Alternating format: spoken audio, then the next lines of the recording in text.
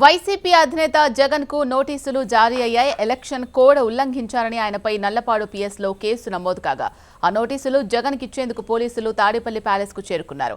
ఈ ఏడాది ఫిబ్రవరి 19న గుంటూరు మిర్చి యార్డ్లో జగన్ జరిపిన పర్యటనకు సంబంధించి కేసు నమోదైంది. అప్పట్లో ఎమ్మెల్సీ ఎన్నికల కోడ్ అమలులో ఉండగా నిబంధనలు ఉల్లంఘించారు అన్న ఆరోపణలపై నల్లపాడు పోలీసులు కేసు నమోదు చేశారు. ఫిబ్రవరి 19న మిర్చి రైతులను పరామర్శించేందుకు జగన్ గుంటూరు మిర్చి యార్డుకు వెళ్లారు. అయితే ఆ సమయంలో ఎమ్మెల్సీ ఎన్నికల కోడ్ అమలులో ఉందని వైసీపీ నేతలు ఎలాంటి ముందస్తు అనుమతి తీసుకోకుండా యార్డుకొచ్చి హడావుడి చేశారని ఆరోపణలున్నాయి. మార్కెటింగ్ శాఖ ఆధ్వర్యంలో నడిచే ప్రభుత్వ ప్రాంగణమైన మిర్చి యార్డులో జగన్ రాజకీయ ప్రసంగాలు చేశారని ఫిర్యాదులో పేర్కొన్నారు. ఈ ఘటన నేపథ్యంలో జగన్ తో పాటు మాజీ మంత్రి అంబటి రాంబాబు, వైసీపీ నేతలు లేళ్ల అప్పిరెడ్డి, కావటి మనోహర్ నాయుడు, మాజీ ఎంపీ మోదుగుల వేణుగోపాల్ రెడ్డి తదితరులపై నల్లపాడు పోలీసులు కేసు నమోదు చేశారు. వీరందరికీ ఇప్పటికే సెక్షన్ 41A కింద నోటీసులు జారీ చేశారు. ఈ నేపథ్యంలో జగన్ కు నోటీసులు ఇచ్చేందుకు తాడేపల్లికి చేరుకున్నారు పోలీసులు. రైట్, దీనికి సంబంధించి పూర్తి సమాచారం అందించడానికి మా ప్రతినిధి శ్యామ్ లైవ్ లో సిద్ధంగా ఉన్నారు. శ్యామ్,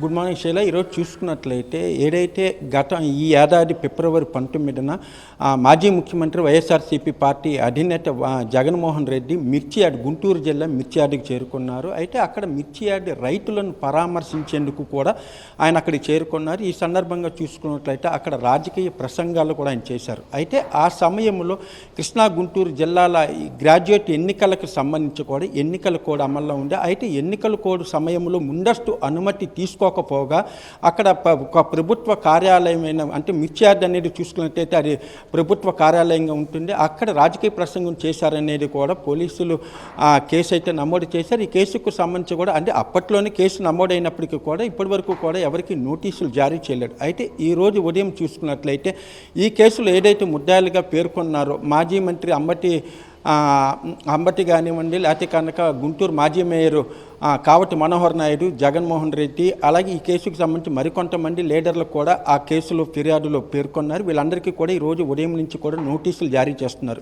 ప్రస్తుతం చూసుకున్నట్లయితే తాడేపల్లి ప్యాలెస్కి పోలీసులు అనేది ఇక్కడ చేరుకున్నారు. నల్లపాడు పోలీస్ స్టేషన్లో ఈ కేసుకు సంబంధించి కూడా ఫిర్యాదు అందింది. ఈ సందర్భంగా జగన్మోహన్ రెడ్డికి నోటీసులు ఇచ్చేందుకు ప్రస్తుతం ఆయన నివాసానికి అయితే చేరుకున్నారు. ప్రస్తుతం కార్యాలయంగా ఇన్ఛార్జిగా ఉన్న లేళ్ల అప్పిరెడ్డి ఆయనతో మాట్లాడుతున్నారు. ఈ కేసులో లేళ్ల అప్పిరెడ్డికి కూడా ఇప్పటికే నోటీసు కూడా జారీ అయింది. అంటే ఈ కేసులో చూసుకుంటే ప్రధానంగా ఎన్నికల నిబంధనలు ఉల్లంఘించారు. ఉద్దేశపూర్వకంగా దానిని ఉల్లంఘించడమే కాకుండా రాజకీయ ప్రసంగాలు కూడా చేశారు. ఇది చూసుకుంటే ఓటర్లకు ప్రభావితం చేస్తుంది. ఎన్నికల కోడ్కి సంబంధించి కూడా ఎలక్షన్ కమిషన్ చాలా స్పష్టంగా కూడా ఎవరైనప్పటికీ కూడా అటు అధికార పార్టీ కానీ ప్రతిపక్షాలు కానీ ఎవరైనా సరే ఎన్నికల కోడ్ కనుక ఉల్లంఘించినట్లయితే వారిపైన తీవ్రమైన చర్యలు తీసుకునేందుకు కూడా ఎలక్షన్ కమిషన్కి అధికారం ఉంది. ఇటువంటి సమయంలో గ్రాడ్యుయేట్ ఎమ్మెల్సీ ఎన్నికల సమయంలో ఏదైతే గుంటూరు జిల్లా మిర్చి యార్డ్ పర్యటన చేశారో ఆ పర్యటనకు సంబంధించిన సెక్షన్లు కూడా ప్రస్తుతం ఉన్నాయి.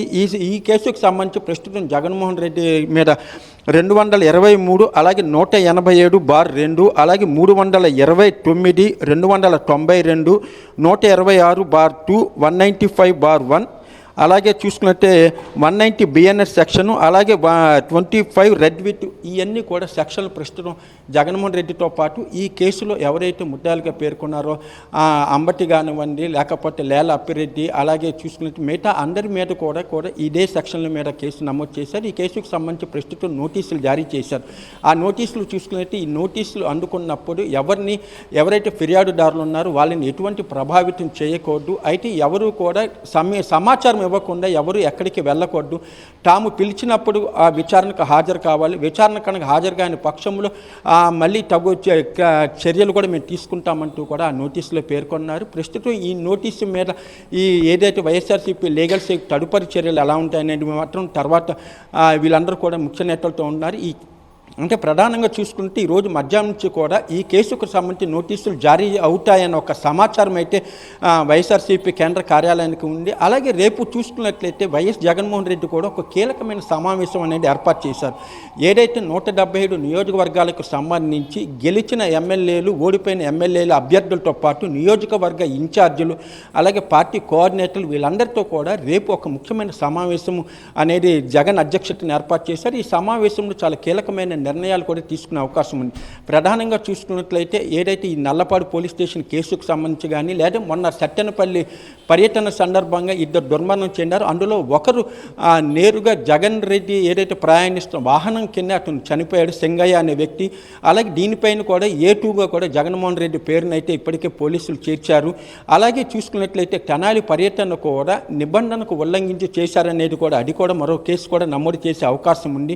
ఏదైనప్పటికీ ఈ కేసులన్నిటికీ కూడా ఒకవేళ పోలీసులు అరెస్ట్ చేయటమా లేకపోతే తగు చర్యలు తీసుకున్నట్లయితే ఎటువంటి మనం ప్రణాళిక సిద్ధం చేసుకోవాలి, తదితర అంశాలను చర్చించడానికి రేపు ఉదయం నుంచి కూడా కీలకమైన సమావేశం జరగనుంది. ఈ సమావేశంలో కీలకమైన నిర్ణయాలు తీసుకుంటున్నారు. ఒకవేళ పోలీసులు కనుక ముందస్తు చర్యలు అరెస్ట్ లాంటివి తీసుకున్నట్లయితే పార్టీ ఎటువంటి కార్యక్రమాలు చేయాలి, అలాగే ఎటువంటి ప్రణాళికలు సిద్ధం చేయాలి, అదే కార్యకర్తలకు ఎటువంటి భరోసా ఇవ్వాలి, తదితర అంశాలన్నీ కూడా రేపు జగన్ అధ్యక్షతన జరిగే సమావేశం చర్చించే అవకాశం ఉంది. శ్యామ్, ఎలక్షన్ కోడ్ ఉల్లంఘించారు, ముందస్తు అనుమతి తీసుకోలేదు అన్న దాంట్లో వాస్తవం ఎంత? నోటీసులో ఏం పేర్కొన్నారు? ఏం జరిగే అవకాశం ఉంది? అరెస్ట్ జరిగే అవకాశం ఉందా?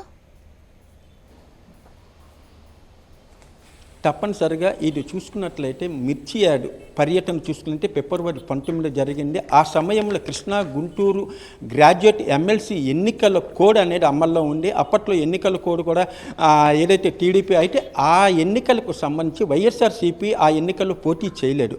తాము పోటీ చేయలేదు కాబట్టి ఇది తమకు వర్తించదనేది కూడా ఒక వర్గం వాదిస్తూ ఉంది. అయినప్పటికీ కూడా ఎన్నికల్లో పోటీ చేసినా పోటీ చేయకపోయినా ఎన్నికల కోడ్ అనేది అందరికీ వర్తిస్తుంది అనేది మాత్రం ఎన్నికల నిబంధన చాలా స్పష్టంగా చెప్తా ఉంది. ఏదైతే ఎలక్షన్ కోడ్కి సంబంధించిన నిబంధనలు ఉన్నాయో దానిలో చాలా స్పష్టంగా ఉంది. ఏదైతే ఎన్నికలు జరిగే ఎన్నికల కోడ్ అమల్లో ఉన్నప్పుడు ఎవరూ కూడా రాజకీయ ప్రసంగాలు కానీ ఇటు తదితర ఎటు కూడా చేయకూడదనేది చాలా ఖచ్చితమైన నిబంధన ఉంది. ఆ నిబంధన ఉల్లంఘించారనేది ప్రధానమైన ఆరోపణ. ఏదైతే మిర్చి యార్డుకి వెళ్ళారో ఆ మిర్చి యార్డు రైతులను పరామర్శించడంతో పాటు వాళ్ళందరికీ కూడా ఒక భరోసా కల్పించేందుకు ఒక జగన్మోహన్ రెడ్డి ఒక ప్రసంగం కూడా చేశారు. అయితే ఆ ప్రసంగంలో చూసుకున్నట్లయితే అధికార పార్టీ పైన తీవ్రమైన విమర్శలు కూడా చేశారు.